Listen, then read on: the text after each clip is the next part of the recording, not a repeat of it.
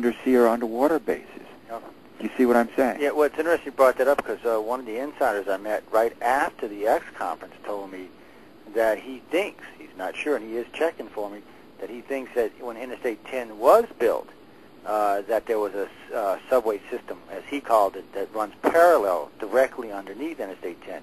He said it's about a mile and a half down, but it runs directly underneath Interstate 10. And possible. And that's what I told him. I said, well, it's feasible. I mean, whether or not you're going to have to prove it to me, but...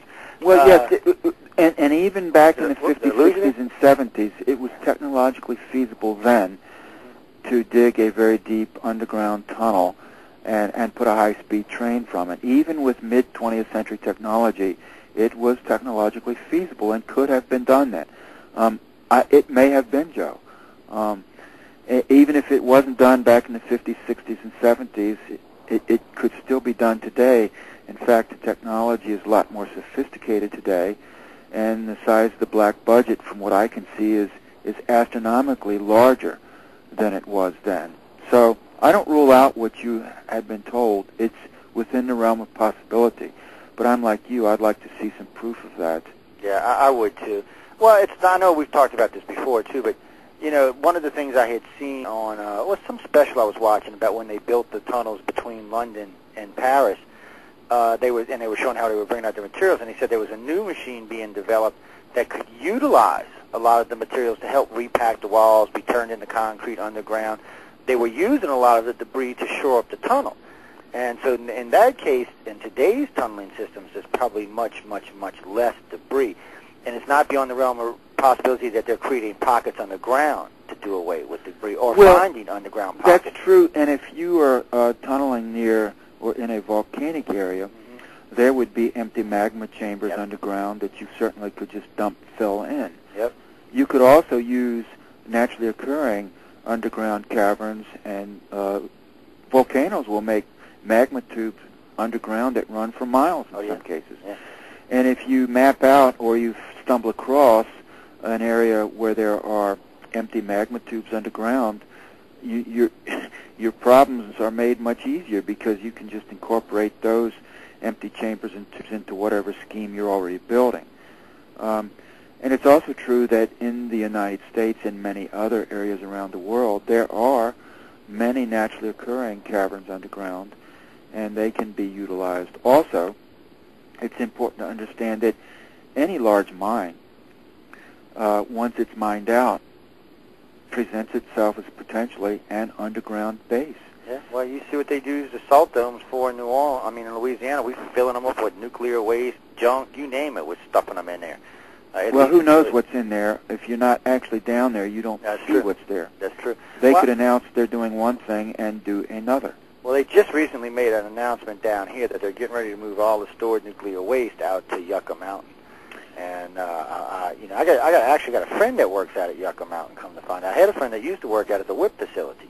I got a lot of information. They sent me the video presentation, the whole 9 yards on Yucca Mountain. It was kind of freaky weird, and but it's originally Yucca was going on for 10 or 15 years before it was even announced and no one knew. I mean, they're tunneling out a mountainside and what is it, Nevada? Yes, it is. And no one even noticed. It's in western Nevada. And the thing is that who knows how extensive the facility really is. In my third book, I have some material about that. I actually have, I think, at one place a schematic of the facility as presented to the public. But in reality, if you're not on the inside of these projects and you don't actually go in when they're being constructed or afterward, you wouldn't have any way of knowing what really is in there, number one, or the layout of the place, number two. So we have to take it on faith from the federal government. And, Joe, as time goes on, I accept less and less on faith from the United States government because they have lied to us so many times about so many things over such a large span of time that their credibility with me is very thin at this point. And I can't blame you for that. I mean, let's take a little side break for a minute here. It's like when we elected Obama. I really expected to to really see a big change and more open government and blah, blah, blah, blah. And it seems what we got was a wannabe version of George Bush, which is just disappointing. And so, yes, I'm with you on the fact that I don't have much faith that the government tells us the truth. I got faith that the government's going to protect us, feed us, and clothe us. I just don't have faith that they're going to tell us the truth or what they're up to or what technologies they may have that could really enlighten mankind or move mankind forward 100, 500 years. I've always wondered why. I mean, I know why they keep some things secret, because we have enemies. But other things, I have to stop and wonder, what is... Do we really have the enemies we're told, Joe? You know what? That's a good point, because I do not think China and Russia are near as hostile to the United States as the United States wants us to believe they are. Well, and I would flip that around and say that China and Russia are not nearly as hostile to us as we are to them. Oh, I agree. I personally think that I want to amplify on that, and I want to say that in a real sense, some of the enemies that we're told we have are of our own creation. And I would take that even further and say that a great deal of the so-called terrorism that we are told exists in the world is state-sponsored and created by intelligence agencies, such as the NSA, the CIA, Mossad, and MI6, to name some of the prime suspects. And, I mean, cases in point would be the 9/11 attacks back in 2001, and things such of that nature. Even take, for example, the attack against Pearl Harbor back in December 7th of 1941. There have been a couple of very excellent historical exposés written of what happened, and the reality is that the Roosevelt administration and the American military high command knew that attack was coming long before it happened, and permitted it to go forth. Not only did they permit it to go forth, they set up those sailors and soldiers in Hawaii as sitting ducks and sentenced them to certain death, knowing what was going to happen. They wanted the United States to be attacked. Why? Because they wanted to enter the war. Why? Because war made vast profits for the military-industrial complex. Oh, yes, it does, too. So I think when you said the government looks out for us and they protect us and they will clothe us and feed us, well, not really. What happened during Hurricane Katrina, Joe? Yeah, I can't blame all that on the federal government, even though I'd like to.